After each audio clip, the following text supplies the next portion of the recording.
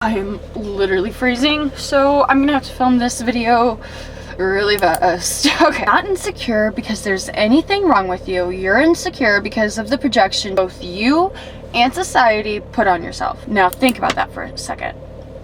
Okay, let's talk about it. So I used to be the girl that cried myself to sleep at night because I hated the way my acne looked on my skin. I used to be the girl that compared myself to unrealistic Instagram models and would be filled with jealousy because I felt like I would never be as pretty as them. I used to be the girl that was too scared to go to the gym because what if people stare at me? Or what if I look stupid trying something new? I used to hide my face in every single picture that I took, and I also felt really alone because I didn't really have the confidence to just go out and make friends. At one point in my life, I was just so insecure, it was preventing me from reaching my fullest potential. So I decided to change that. I forced myself out of my comfort zone over and over again, and I opened my mind and started learning new things that would help me become the best version of myself and the most confident version of myself. And now I am the girl that knows my skin will never be perfect, but it is part of who I am, and I choose to love myself regardless. And now, instead of being jealous and comparing myself to Instagram models, I am the damn model. And I've done a lot of different photo shoots with a lot of different photographers since then. And that girl that used to be scared to go to the gym, well, she's been consistent in the gym for 3 years now, and it does not even occur to me once that someone could possibly have any concern with what I'm doing. And now I no longer feel alone because not only do I love my solitude, but I have the confidence within myself to talk to strangers I've never met and have created fulfilling relationships and friendships as a result from that. And in this video, I'm going to be giving you my 4 tips on how you can master true confidence and stop feeling insecure for good. Now, tip number 1 on mastering confidence is to change the way that you think about yourself and your internal dialogue. If you are constantly telling yourself that you're not good enough, that you can't do something, that they won't like you if you be yourself, that you can't change, then that's absolutely true and you're 100% right. Change first comes from within. So you need to start telling yourself that you are good enough, that you can literally do whatever you want to do. That if they don't like you, oh well, not everyone is meant for you. And don't keep someone around that can't accept how you truly are anyway. You'll never be able to live an authentic life. You need to shift your perspective on how you see yourself and talk to yourself with love and kindness in order to attract whatever it is that you want into your life. Because if you tell yourself that you can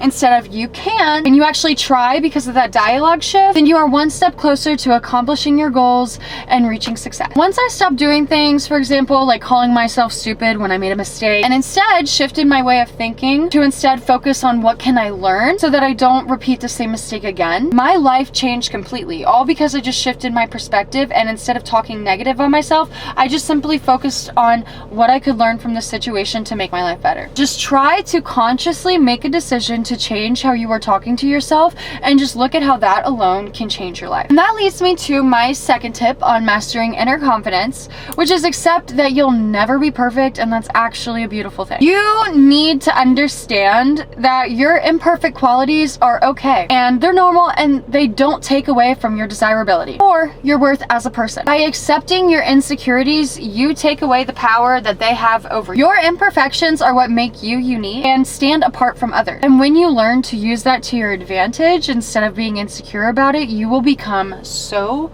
powerful. For instance, when I was younger, I was bullied a lot for my big forehead. I was constantly called a 5 head or my acne. Girls one time called me a crunch bar because of the way my acne looked underneath the makeup that I tried to cover it up with. So yeah, I felt really insecure after that, and I felt like I was never going to be beautiful because of my imperfection. But as I got older, I realized I never thought that there was anything wrong with me until someone else projected that insecurity on. And then since they did that, I wasn't able to stop thinking about it. So why would I let someone else have this much control over how I feel about myself instead of just accepting myself for the way that I am and choosing to love myself anyway? Because again, your imperfect qualities do not take away from your desirability or your worth. I started to look at women like Rihanna, who's known for having a big forehead, but she is still gorgeous.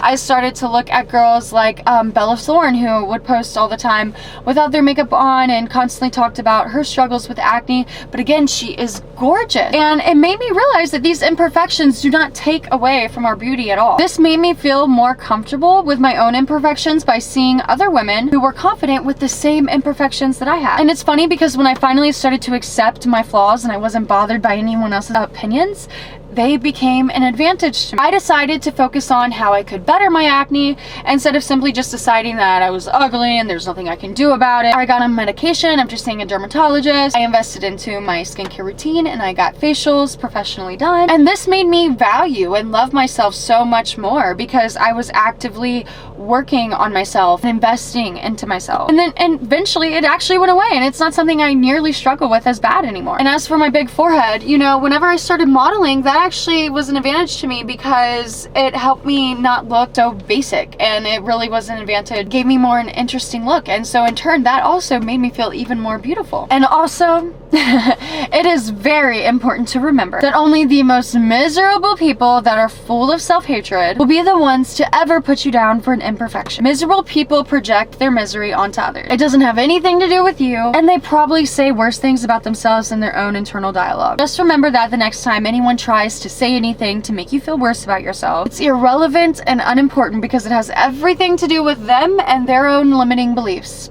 not you. Next, let's move on to tip number 3, which is learn the art of detachment. There's a lot that goes into mastering detachment, so if you'd like me to go over it more in depth in a separate video, just let me know in the comments down below. So before I can explain how detachment works, let's first go over what attachment is and how it shows up in our lives. So for instance, to use a really relevant thing going on right now, I'll talk about the TikTok ban. And if you don't see how this is a relevant thing to detachment, just give me a second, let me cook. I'm cooking. Anyway, I used to be a creator on TikTok a few years ago, and I had about 60,000 subscribers.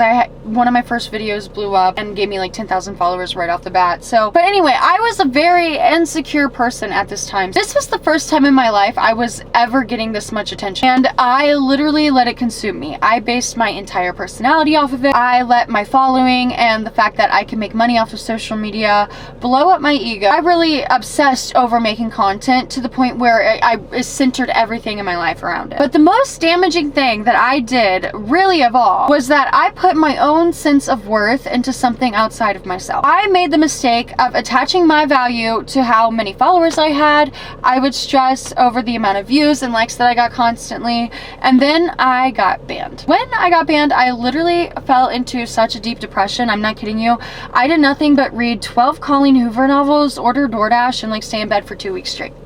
So yeah, my confidence was destroyed. I felt like I didn't have a sense of identity anymore. I felt worthless and like a failure, all because I attached so much of my worth into something outside of myself. Not knowing how to detach from things you can't control will ruin your confidence and your overall happiness. Then I realized if you are able to attach to something, you are equally as able to detach from something. If there's anything that you love, whether it is your career, your boyfriend, your car, you are giving it the power to ruin your confidence if it goes away by being emotionally attached to it. And also, I will remind you, to be detached isn't being cold. And to love something while being detached is actually the most sincere form of love. You need to trust that if something is meant for you, you don't need to obsess over that thing to have it. That it will naturally be attracted to your life whenever you are ready for it at the right time. And if something is being taken away from you, like ergo, you lost a job, your relationship with your boyfriend just, in my case, my TikTok got banned. It's probably for your own benefit because anything that's meant for you will simply stay. And I can see now, looking back, so many reasons why I'm grateful that my account was banned and that I couldn't see at the time because I was overly attached to it. So therefore, it wasn't TikTok being banned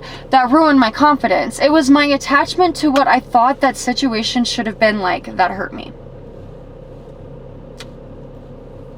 That right there. To help you learn how to detach from things, I recommend start a new hobby or a new goal. And because when you start something new, you're so full of excitement and passion. And this is really the best time to test yourself, to consciously be aware of your attachment and to make sure that you are enjoying whatever it is that you're doing, but not putting your worth and value into it, so that if it ever does go away, you know that you'll be perfectly fine because it probably wasn't meant to last forever anyway. And now you get to move on and explore a new chapter in your life. That is how a secure person thinks. That is what the detached person does. Okay, now let's move on to tip number 4, which is master self-validation. When I was looking for external validation, it really came from a place of me not being sure in my own worth. And to simply put it, if you need validation from other people, no matter who it is, you value their opinion over your own. This showed up as me asking my friends, you know, like, what pictures should I post? Because I wanted to see if I was pretty enough to other people's standards, and I was constantly seeking attention from men. I felt like if a guy wasn't responding the way that I expected him to, that there was something wrong with me, or that I wasn't desirable. I would really censor myself online, and I was afraid like people would think something was cringy if I posted it. And constantly living for approval and validation of other people will only keep you unhappy and unfulfilled with your own life. If you want to be confident in yourself, you have to start living authentically and validate yourself, because after all, your opinion is the only one that matters. You need to detach from other people's opinions as a whole, whether good or bad. This is why. Do you ever get a compliment and it just makes your entire day? You can't stop thinking about that interaction. Suddenly you just feel so elated and good about yourself, all because of that compliment. But what if I told you that's actually unhealthy and that's a sign that you have validation issues? I would know, because that used to be me. The problem with putting too much validation in people's opinions, even if they're good, even if they're positive opinions, is because you don't feel good about yourself unless it's validated by someone else. When a secure person receives a compliment, for example, sure, it will feel good, they will be polite, they'll say thank you, but then they're going to forget about it and move on because they already know that they look good, and someone else telling them it really isn't going to put that much of a difference in their mood. When you are constantly looking for reassurance and validation from other people, the only thing that you are doing is drawing attention to the very things that you are insecure about.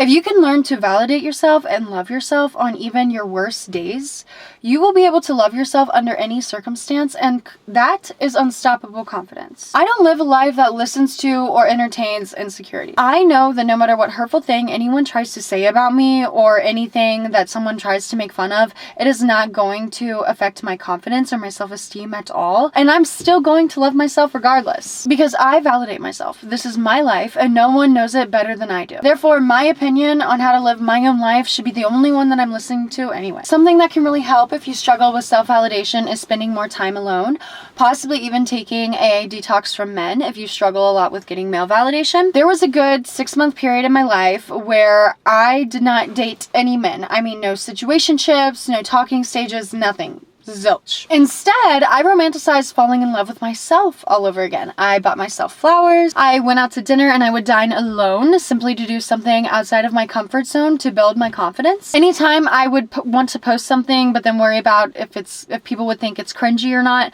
I would tell myself that is even more of a reason that I should post whatever it is, because why am I living my life worried about the approval of others? I should be doing what I want to do with my own life at all times. By forcing yourself to be alone and to go out of your comfort zone, you will become extremely radiant and magnetic, and this is truly when you become the most confident version of yourself. As always, thank you for watching, and leave a comment down below if you made it this far in the video, and give a big thumbs up. It really does a lot to help a channel out, especially in the beginning stages. Check out my last video where I give my 5 top tips on how to level up and be that girl in 2025. And until next time, bye guys!